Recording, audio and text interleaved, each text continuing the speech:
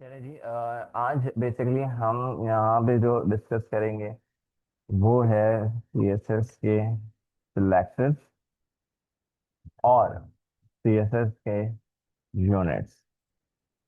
आज जो है वो हम इन दोनों टॉपिक्स को कवर करेंगे। ठीक है। क्या होते हैं सिलेक्टर्स, क्या होते हैं यूनिट, इसके बारे में हम आज जो है वो बात करेंगे। ठीक है। सबसे पहले हम यहाँ पे जो है मैं एक और फाइल बना लेता हूँ सीएसएस से रिलेटेड। और हम यहाँ पे select the language CSS control S। और यहाँ पे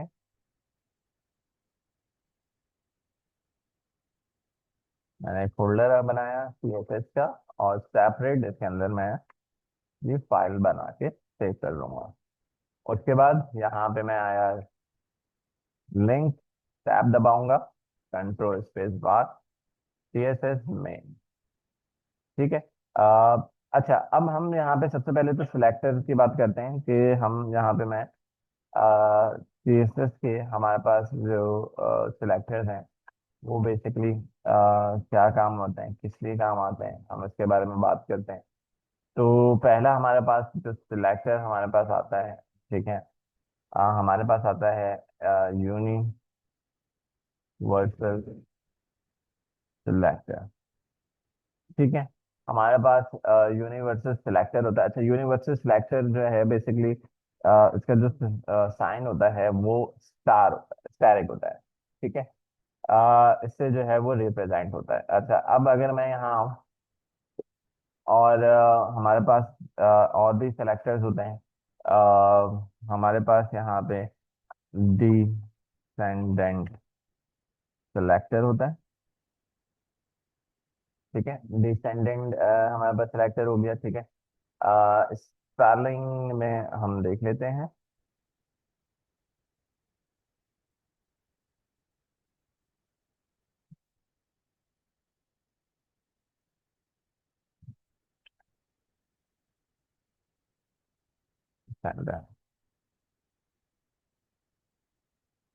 अच्छा, डिसेंडेंट में आपके पास आ जाता है जो आपके एचटीएमएल के एलिमेंट्स होते हैं, जैसे डिव हो गया, पैराग्राफ हो गया, H1 हो गया, ठीक है, इमेज हो गया। ठीक है। इस तरीके से जितने भी आपके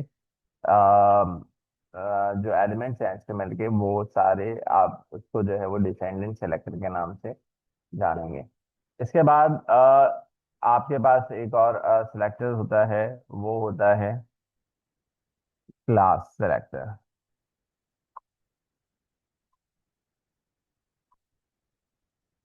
अब ये जो है वो डॉट से, इसका जो सिंबल है वो यहाँ पे डॉट होता है। ठीक है। इसी तरीके से हमारे पास एक और सिलेक्टर होता है जिसे हम कहते हैं आईडी सिलेक्टर। ये बेसिकली हैश से जो है वो उसको हैश से रिप्रेजेंट किया जाता है। इसी तरीके से हमारे पास कुछ और सिलेक्टर हैं, सूडो सिलेक्टर। ठीक है। सूडो सिलेक्टर हैं, इसमें हमारे पास आ जाता है बिफोर आ जाता है। इस तरीके से बहुत सारे हैं। हमारे पास उसमें आ जाता है अम, हमारे पास इसमें जो है, नहीं सर, इसमें सूडो में एक्टिव होवर एंड चाइल्ड। ठीक है। ये आपके सूडो सिलेक्टर्स जो है वो जो है वो कहलाते हैं। ये, अब इनका इस्तेमाल किस तरीके से होता है इसके बारे में आज हम जो है वो इन चीजों को जो है वो समझेंगे कि प्रॉपरली हम इनको क्यों इस्तेमाल करते हैं अपनी पूरी वेबसाइट के अंदर। तो सबसे पहले अगर मैं यहाँ पे मिसाल ले लूँ, तो हमारे पास हम कुछ HTML के कुछ हम हेडिंग से ले लेते हैं। अरेना मल्टी मीडिया इसी तरीके से मेरे पास यहाँ पे हम एक काम करते हैं, कुछ पैराग्राफ, कुछ हेडिंग्स क्रिएट करवाते हैं। एक काम करते हैं, हम जस्ट यहाँ पे चलते हैं, यहाँ से इसको बोलते हैं कि भाई कुछ हेडिंग का पैराग्राफ जो है वो बना के दो।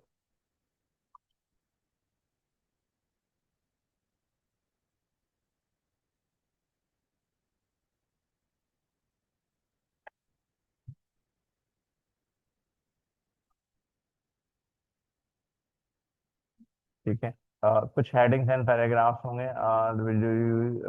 टॉपिक्स और टाइटल एंड द फॉर्मेट।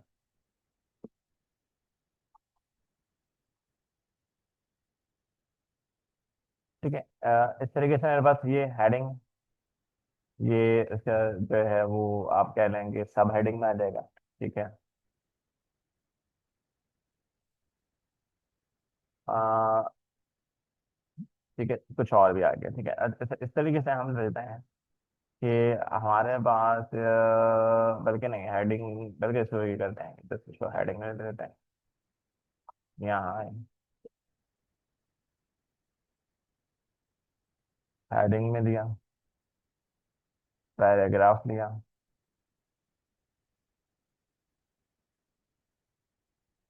और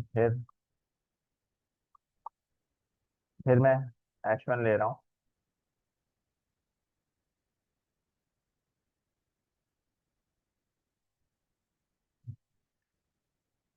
और फिर मैं यहाँ पे कुछ पैराग्राफ ले लेता है।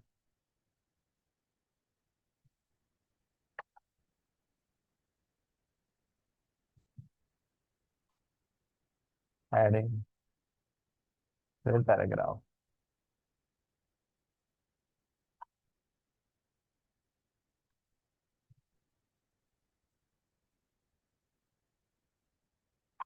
ठीक है जी। तो अब अगर हम यहाँ देखें, तो हम अभी प्रीव्यू कर लेते हैं। F5 हमने प्रेस कर दिया।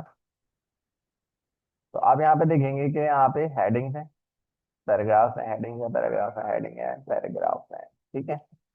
अब इनको हमें जो है वो अब सिलेक्टेड इनके ऊपर अप्लाई करेंगे, इम्प्लीमेंटेशन करेंगे। ठीक है। देखें, सबसे पहले अगर मैं यहाँ पे बात करूँ यूनिवर्सल सिलेक्टर। ठीक है। यूनिवर्सल का मतलब यहाँ पे क्या है कि तमाम होल, यानी कि आप पूरी वेबसाइट पे कुछ डिजाइन करना चाह रहे हैं, तो हर चीज जो है उसके ऊपर इम्प्लीमेंट करना चाह रहे हैं, तो आप वहाँ पे क्या यूज करोगे? आप यहाँ पे यूज करोगे यूनिवर्सल सिलेक्टर, यानी कि डायरेक्ट।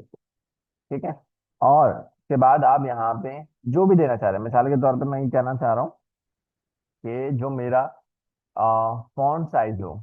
ठीक है। सॉरी, फॉन्ट साइज नहीं, फॉन्ट फैमिली। ठीक है। और मेरा जो टेक्स्ट है वो जो है वो वरदाना के नाम से हो। तो अब अगर आप यहाँ देखें, तो मैं यहाँ आया और मैं यहाँ पे जब रिफ्रेश करूंगा, तो मेरी पूरे पेज के ऊपर जो हेडिंग है वो तब्दील हो जाएगी, यानी कि चेंज हो जाएगी। ठीक है। ये स्टार का मतलब यहाँ पे क्या है? आपकी पूरी जो वेबसाइट है, जितने भी आपके पेजेस हैं, ठीक है, आपके 10 पेजों की वेबसाइट है, 1000 पेज की वेबसाइट है, उनके बस सबके ऊपर जो है वो ये यूनिवर्सल सिलेक्टर जो है वो इस्तेमाल हो जाएगा। ठीक है, क्लियर है बात?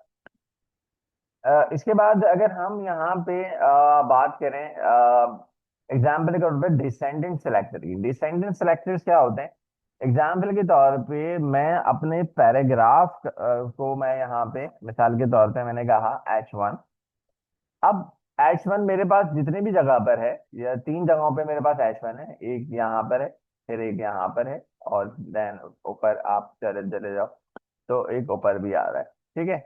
तो हमारे पास 3 है। तो अब यहाँ पे अगर आप देखें, तो यहाँ पे सबसे पहले मैंने यहाँ पे एक स्टाइल देना है। मैंने यहाँ पे कह देना है, मैंने ये कहा कि टेक्स्ट ट्रांसफॉर्म, और मैंने इसको कह दिया अपर केस। ठीक है। तो अब यहाँ पे अगर आप देखेंगे, तो सारी मेरी जो हेडिंग्स होंगी वो क्या हो जाएंगी? अपर केस के अंदर कन्वर्ट हो जाएंगी। इसके साथ साथ अगर मैं इसमें थोड़ी सी स्पेस और मजीद क्रिएट करनी है, वर्ड स्पेसिंग या लेटर स्पेसिंग, तो मैंने यहाँ पे लाइटर स्पेसिंग कहा और मैंने यहाँ पे कह दिया 4 पिक्सल।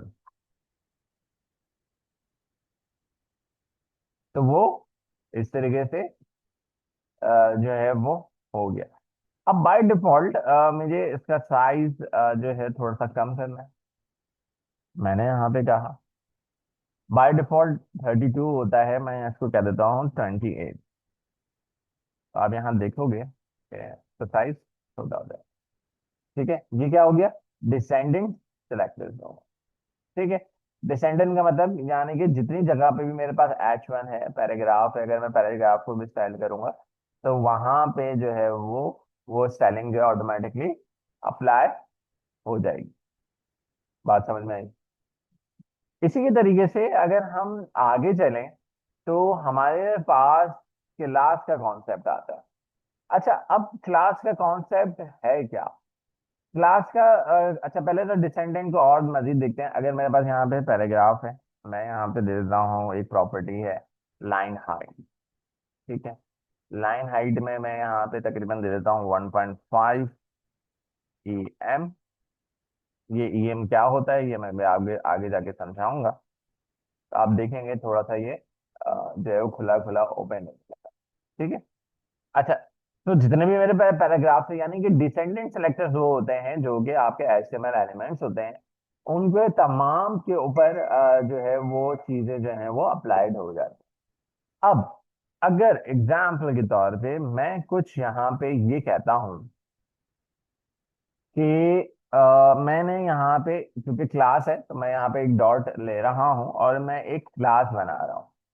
अब यहाँ पे मैंने कहा कि भाई कलर जो है वो चलें ग्रीन कर लेते हैं। 14 अगस्त के मौका भी हमने डार्क ग्रीन कर लिया। ठीक है, तो अब अगर आप यहाँ देखें तो ये मैंने एक क्लास बना ली है। ठीक है, यहाँ पे मैंने डॉट के साथ जो है वो क्या बना ली, क्लास बना ली। लेकिन ये क्लास का नाम भी देना जरूरी है। ठीक है, डॉट तो लगा दिया लेकिन इसका कोई नाम भी होना चाहिए। मैंने यहाँ पे कहा कलर, या मैंने इसको दे दिया ग्रीन। नाम आप कुछ भी दे सकते हो। ठीक है, अब इसको अप्लाई करना है। तो अप्लाई करने के लिए मैंने यहाँ पर आया और मैंने यहाँ पे कहा H1 में कि भाई यहाँ आओ और यहाँ पे मुझे ग्रीन कलर जो है वो उसके ऊपर अप्लाई कर दो। तो आप देखोगे H2 के ऊपर मैंने, सॉरी H1 के ऊपर जो है वो हेडिंग 2 जो है मेरी, उसके ऊपर जो है वो ग्रीन कलर जो है वो अप्लाई हो गया। अब क्लास का फायदा ये है कि आपको जब जरूरत पड़ रही है जिस जगह पे, वहां पे वो चीज आप उसको इम्प्लीमेंटेशन कर सकते हैं। एग्जाम्पल के तौर पे मुझे जो है वो ये वाला जो पैराग्राफ है इसको भी मुझे जो है वो क्या करना है, ग्रीन कलर में कन्वर्ट करना है। तो मैंने क्या कहा कि मैं यहाँ आया और यहाँ पे आके मैंने इसको भी ग्रीन कलर दे दिया। और अगर आप यहाँ देखेंगे तो आप इसका भी जो है वो ग्रीन कलर के ऊपर भी अप्लाई होता है। ठीक है, तो इससे बात हमें क्या समझ में आई, देखें अगर हम डिसेंडिंग सेलेक्टर के ऊपर मैं ये काम करता तो सारी हेडिंग्स मेरी ग्रीन हो जानी थी। ठीक है, लेकिन मुझे क्या करना था, कुछ स्पेसिफिक जगह पे स्पेलिंग चाहिए थी, तो वहां पे और उसको मुझे रिपीट भी करना था। तो उसके लिए मैंने यहाँ पे क्या यूज करा, क्लास। बात समझ में आई? ठीक है, इसी तरीके से अगर हम यहाँ पे बात करें, ठीक है, अब आप इस तरीके से मल्टीपल क्लासेस बना सकते हैं, मल्टीपल इसके अंदर प्रॉपर्टीज को यूज कर सकते हो। ठीक है, कामों के लिए। ठीक है, मिसाल के तौर पे, एग्जाम्पल के तौर पे मैंने यहाँ पे कहा साइज के नाम से मैंने एक क्लास ली और मैंने यहाँ पे कहा कि भाई जो फॉन्ट साइज है वो यहाँ पे कर दो 32 पिक्सल।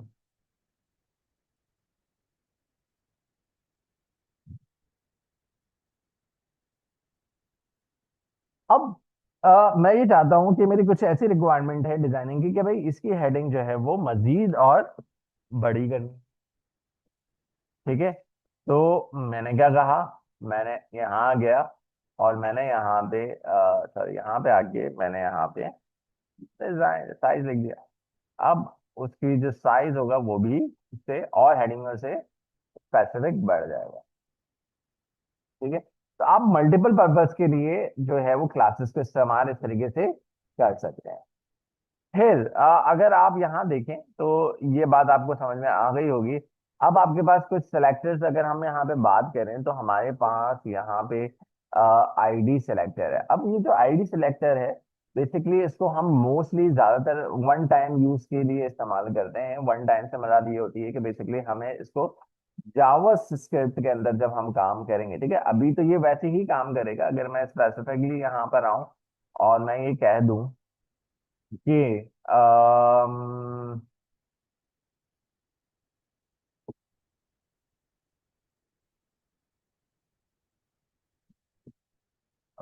इसके अंदर हम क्या करते हैं कि चलें कोई स्पेसिफिक कलर ही दे देते हैं।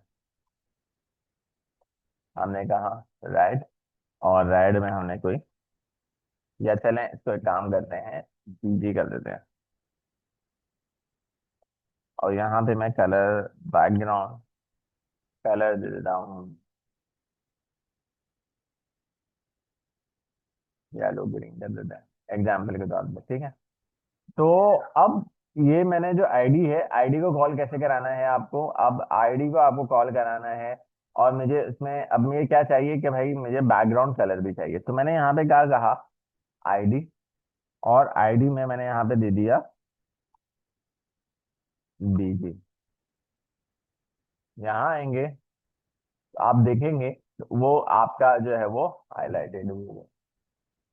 अब जो है बेसिकली हम आईडी को मोस्टली जो यूज करते हैं, बेसिकली जब हमें जावा स्क्रिप्ट का काम करना होता है, तो हम आगे जब जावा स्क्रिप्ट के अंदर some चीजें समझेंगे तो उस वक्त यूनिक आइडेंटिफाई करने के लिए जो है वो हम आईडी का इस्तेमाल करते हैं।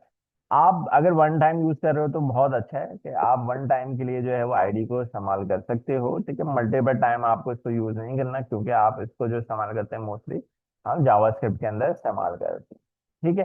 तो डिपेंड करता है कि आपको क्या करना है। तो आपको ये कहानी समझ में आ गई, ठीक है, आ गई, ओके। अब आगे देखें तो इसके बाद आपके पास यहाँ पे होवर है, ठीक है। अब अगर आप यहाँ देखें तो हमारे पास जो एक सिलेक्टर है वो कौन सा है, हमारे पास सूडो सिलेक्टर। अब ये सूडो सिलेक्टर क्या करता है, सूडो सिलेक्टर का मकसद ये है कि मैं यहाँ पे एक काम ये करता हूँ कि मैं यहाँ आया और मैंने एक जो बीजी है, ठीक है, इसी का मैं सूडो सिलेक्टर, अब इसी को मैं यहाँ पे क्या कहता हूँ, होवर। मैं यहाँ पे आया है बीजी, मैंने यहाँ पे आगे लिख दिया होवर। अब मैंने यहाँ पे इसका जो डार्क वेरिएंट है, ठीक है, इसके जो कलर का जो डार्क वेरिएंट है वो मुझे यहाँ पे चाहिए। और मैंने यहाँ पे क्या कर दिया, थोड़ा सा इसको डार्क कर दिया। अब इससे फायदा क्या होगा कि अगर आप यहाँ देखें तो राइट क्लिक करेंगे तो होवर से फायदा क्या है कि जब मैं इसके ऊपर लेके जाऊंगा तो आप यहाँ पे देख सकते हैं कि कलर चेंज हो जाएगा, ठीक है। जब मैं माउस लेके जाऊंगा तो आप देख सकते हो कि ये होवर की वजह से चेंज हो रहा है, ठीक है। अच्छा माउस के ऊपर, अच्छा जो मेरा कर्सर है वो भी चेंज हो रहा है, ठीक है। इस कर्सर को अगर मुझे चेंज करना है, इसकी प्रॉपर्टी चेंज करनी है, तो मैं यहाँ पे एक प्रॉपर्टी यूज करूंगा कर्सर पॉइंटर। तो अब अगर मैं यहाँ पे ये यूज करूंगा तो आप देखोगे कि यहाँ पे ये हैंड यूज होगा, ठीक है। अच्छा और क्या कर सकते हैं, मैं यहाँ पे आया, मैंने एक तो इसको और मजीद डार्क कर दिया, और कलर, हाँ, कलर बस इंटर करोगे तो ये सारी चीजें नाम आपके पास आ रहे हो, ठीक है। और अगर आपको चेंज करना है तो क्लिक करके, ठीक है। आप यहाँ आए तो मैं जैसे ही ओवर पे आऊंगा तो डार्क ग्रीन हो जाएगा और वो व्हाइट में चला जाएगा, ठीक है। तो ये आपका हो गया ओवर, ठीक है। तो ये चीजें आप कहीं पे भी इस तरीके से इम्प्लीमेंटेशन कर सकते हैं। तो descendant selector pseudo selectors, मैंने ये सारे आपको आईडीज, क्लास, यूनिवर्सल, ये सारे आपको मैंने सेलेक्टर्स के बारे में समझा दिया। अब बात करते हैं पिक्सल की। ठीक है, किसकी बात करते हैं हम? यूनिट्स की, सॉरी पिक्सल की बोल रहा हूँ, सीएसएस यूनिट्स की। ठीक है, हमारे पास सीएसएस यूनिट्स के अंदर हम आ जाए तो हमारे पास बहुत सारे जो है, अच्छा इसको हम दो कैटेगरी के अंदर डिवाइड कर सकते हैं। ठीक है, एक होता है एब्सलूट स्पेलिंग,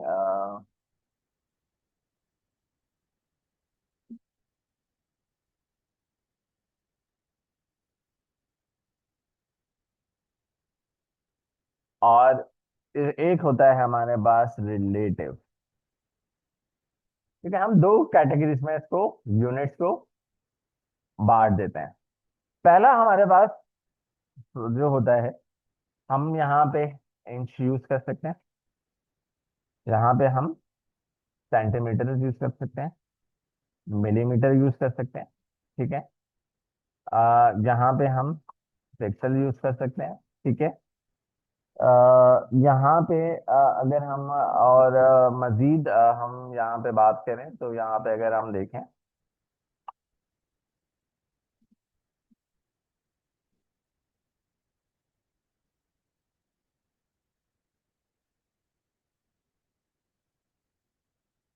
ठीक है, आपके पास पीसी भी है और पीटी भी है।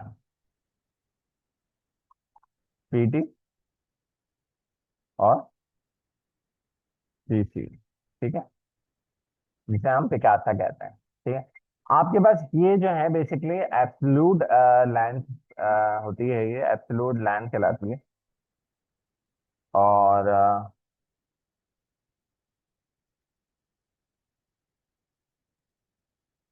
ठीक है, एब्सोल्यूट लेंथ का मतलब ये है कि मुझे अगर परफेक्ट, जहाँ पे मुझे परफेक्ट कोई शेप चाहिए या परफेक्ट साइजिंग करनी है मुझे, तो वहां पे हम जो है वो एब्सोल्यूट लेंथ का इस्तेमाल करते हैं। लेकिन क्योंकि हम वेबसाइट जो बनाते हैं वो मोबाइल पे खुलती हैं, पीसीस के ऊपर खुलती हैं, लैपटॉप के ऊपर खुलती हैं, तो वो बेस किसके ऊपर करती हैं? पिक्सल्स के ऊपर है। ठीक है, तो उसकी जो मेजरमेंट बनती है वो पिक्सल्स में बनती है, क्योंकि अगर मुझे स्क्वायर बनाना है तो मुझे पता है कि भाई 250 बाई 250 का अगर ये स्क्वायर बनाना है तो मैं 250 की विड्थ लिखूंगा और हाइट जो है वो 250 लिखूंगा, तो मेरा जो है वो एक बॉक्स बन जाएगा। या मुझे रेक्टेंगुलर लेना है तो मुझे जो है वो 350 या 400 उसकी विड्थ ले लेनी है, और हाइट जो उसकी कम कर देनी है, 200 या 250 कर देनी है, तो वो रेक्टेंगुलर बन जाएगा। तो वहां पे जहां पे आपको एब्सोल्यूट लाइन चाहिए, तो वहां पे आप पिक्सल या और दीगर का इस्तेमाल कर सकते हैं, क्योंकि हमारी मेजरमेंट अब मुश्किल हो जाती है। हम इंच के अंदर ये चीजें जो है करना हमारे लिए मुश्किल है, हमारे सेंटीमीटर करना है, क्योंकि वो बेस करती हैं हमारी डिवाइसेस पिक्सल के ऊपर। तो हम मोस्टली जो इस्तेमाल करते हैं, रिकमेंडेड जो है वो आपका पिक्सल है। ठीक है, यहाँ पे मैं लिख भी देता हूँ कि रिकमेंडेड जो है वो यहाँ पे, ठीक है, रिकमेंडेड जो है, स्पेलिंग फिर गलत हो रही है।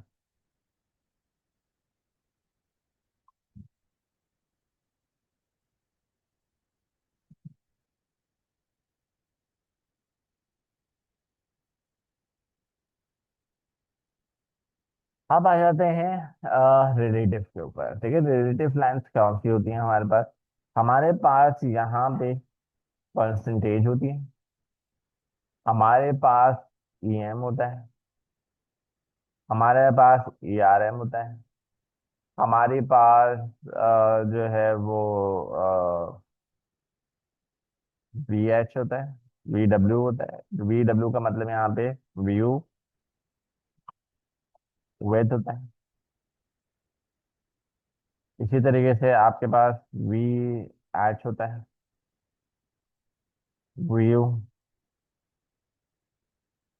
हाइट होता है, और आपके पास होता है वी मैक्स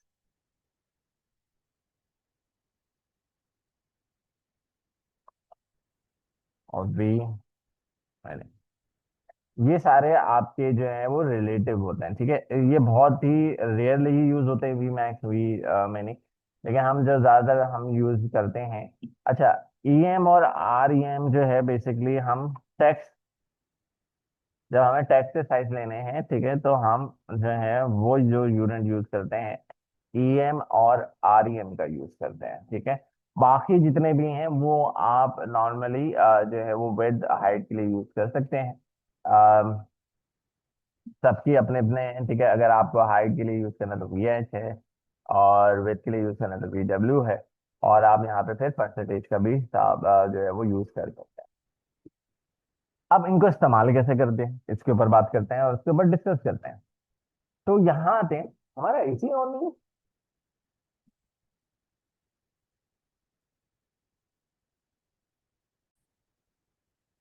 तो अब इसको जरा समझते हैं। देखिए, ये सारी चीजें हैं, बेस्ड हैं, बेस इन्हीं के ऊपर होता है। अगर ये चीजें समझ गए तो आप हर चीज जो है वो समझ जाओगे। अ, अब अगर हम बात करें ईएम और आर ई एम की, ठीक है, तो बेसिकली रिलेटिव होती है, मतलब यानी कि आप समझिए कि जब मैं पैराग्राफ ले रहा हूं तो जाहिर सी बात है कोई साइज तो आ रहा है, ठीक है। मैं दूं या ना दूं, तो कोई ना कोई तो साइज आ रहा है ना इसके अंदर। तो वो बाय डिफॉल्ट जो बेसिकली साइज आता है वो आपका होता है 16 पिक्सल, ठीक है। अगर मुझे इस फॉन्ट को डबल करना है, ठीक है, अगर एग्जाम्पल के तौर पे मुझे इसको डबल करना है, तो मैं क्या करूंगा, मैं यहाँ आया, और अगर मैं यहाँ पे पैराग्राफ मैंने यहाँ पे दिया हुआ है, और मैं यहाँ आता हूँ कि भाई मेरा जो फॉन्ट साइज है, ठीक है, और जो मेरा फॉन्ट साइज है उसको आप कर दो यहाँ पे 2em। 2em का मतलब क्या है कि जो भी बाय डिफॉल्ट है, यानी कि आपका पहले से जो मौजूद है उसका डबल कर दो। अब अगर मुझे पता है, नहीं पता, ठीक है, वो जो है वो उसको पता है कि बाय डिफॉल्ट क्या आ रहा है, उसको जो है वो डबल कर देगा। और यहाँ पे अगर आप देखेंगे साइज, तो आप यहाँ पे देख सकते हैं कि वो आपका डबल उसके अंदर हो जाए, ठीक है। तो ईएम का मतलब यहाँ पे क्या है कि वो जो भी डिफॉल्ट जो भी साइज आ रहा है उसका डबल कर दे, ठीक है। 3 कर दूंगा फिर 3 गुना कर देगा, 4 करूंगा तो 4 गुना बढ़ा देगा। इसकी इसकी सिंपली कैलकुलेशन है, ठीक है। तो ये आपका क्या हो गया, ईएम हो गया। अब आरईएम कहाँ पे यूज किया जाता है, ठीक है। आरईएम का मतलब यहाँ पे ये है कि एग्जाम्पल के तौर पे मैंने यहाँ पे जो है वो इसको अभी मैंने कन्वर्ट कर दिया आरएम में, और मैंने यहाँ पे कहा 2rm। सॉरी, इसको मैंने यहाँ पे एक फिक्स कर दिया साइज एग्जाम्पल के तौर पे। अब मैं यहाँ पे एब्सोल्यूट लेंथ की इस्तेमाल कर रहा हूँ। मैंने यहाँ पे कहा कि भाई जो साइज है वो 18 पिक्सल हो जाओ, ठीक है। अब यहाँ पे जो है वो 18 पिक्सल वो हो जाएगा। अच्छा, अब जब 18 पिक्सल हो गया, हर जगह पे 18 जो है वो पिक्सल आ रहा है, अब मैंने यहाँ पे कहना है कि अगर एग्जाम्पल के तौर पे कहीं पे स्पेसिफिक जगह पे, मिसाल के तौर पे यहाँ पे मुझे इसको जो है वो डबल करना है, तो वहां पे मैं आर ई एम का यूज करूंगा, वहां पे मैं ई एम यूज नहीं करूंगा, वहां पे मैं यूज करूंगा आर ई एम। एग्जाम्पल के तौर पे ये मैंने कोई किसी क्लास में मैंने करा होगा ग्रीन साइज। तो मैं यहाँ आया, और मैं अब इसका जो है वो मैं यहाँ पे कह देता हूँ कि भाई 2rem हो जाओ, ठीक है। तो अब क्या होगा कि अब अगर आप यहाँ देखेंगे, ठीक है, बाय डिफॉल्ट जो है वही है। और अगर मैं यहाँ पे 5 कर दूँ समझाने के लिए, तो आप अच्छा, हेडिंग के ऊपर अप्लाई हो रहा है, सॉरी। तो सॉरी, 2 कर देते हैं, काफी है। ये 2.5 कर देते हैं। तो आप देखोगे, तो इस तरीके से, यानी कि आपको करना क्या है कि हमेशा एक चीज याद रखें। अच्छा, ये चीज यहाँ पे अप्लाई नहीं होगी, ये अप्लाई अप्लाई तो हो जाता है, लेकिन ये सही से प्रॉपर फिर काम नहीं करेगा ये चीज। या मैंने अगर हाइट दी हुई हो तो, हाँ, यहाँ पे दी हुई है तो इसलिए काम कर रहा है, ठीक है। H1 के ऊपर मैंने ये काम करा हुआ है कि बाय डिफॉल्ट 28 पिक्सल मैंने यहाँ पे दिया हुआ है, और क्लास के अंदर भी मैंने वही काम, तो उसका जो है उसने उसको डबल कर दिया, कैलकुलेट करके डबल कर दिया। और यहाँ पे जो साइज है वो आपको इस तरीके से नजर आ रहा है। क्लियर हुआ, बात समझ में? ये आपका जो है वो आरईएम हो गया। यहाँ पे पहले से अगर कहीं पे ऊपर जो है वो मेंशन है पिक्सल के अंदर, तो अगर आपको दोबारा इसको रिसाइज करना है तो फिर वहां पे REM यूज करते हैं। ठीक है। तो अब यहाँ पे हम जो है व्यू विद हम कहाँ पे यूज करेंगे? ठीक है, एग्जाम्पल के तौर पे मैं एक डिवीजन ले रहा हूँ। डिव का मतलब डिवीजन होता है, ठीक है। डिव का मतलब यहाँ क्या होता है? डिवीजन। यहाँ पे मैंने एक क्लास ले ली और इसका नाम मैंने दे दिया बॉक्स। इस बॉक्स को मैं अब यहाँ पे स्टाइल करना चाह रहा हूँ, और यहाँ पे मैंने कहता हूँ कि भाई मेरा जो विद है वो कर दो 100% VUW।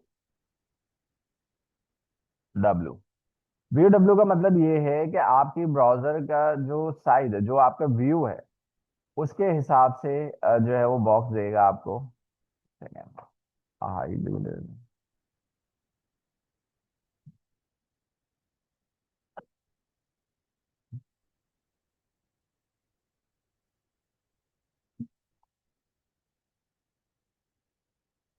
तो आप यहाँ देखेंगे तो आपको जो जितना व्यू है, ठीक है, उसके हिसाब से ये दे रहा है। और जैसे ही अगर मैं इसका व्यू छोटा कर दूंगा तो आपका जो विड्थ है वो भी ऑटोमेटिकली छोटी हो जाएगी। ठीक है, रिस्पॉन्सिव हो जाएगी। ठीक है।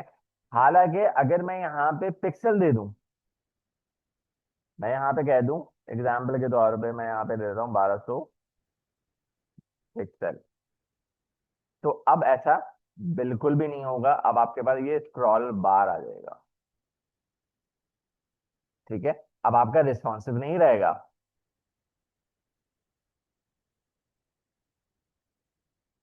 ये देखिए। लेकिन VUW में जो है वो रिस्पॉन्सिव होता है। और अगर आप यहाँ पे देखें तो यहाँ पे भी मैं अगर मैं इसको कह दूं VH, VH का मतलब व्यू हाइट है।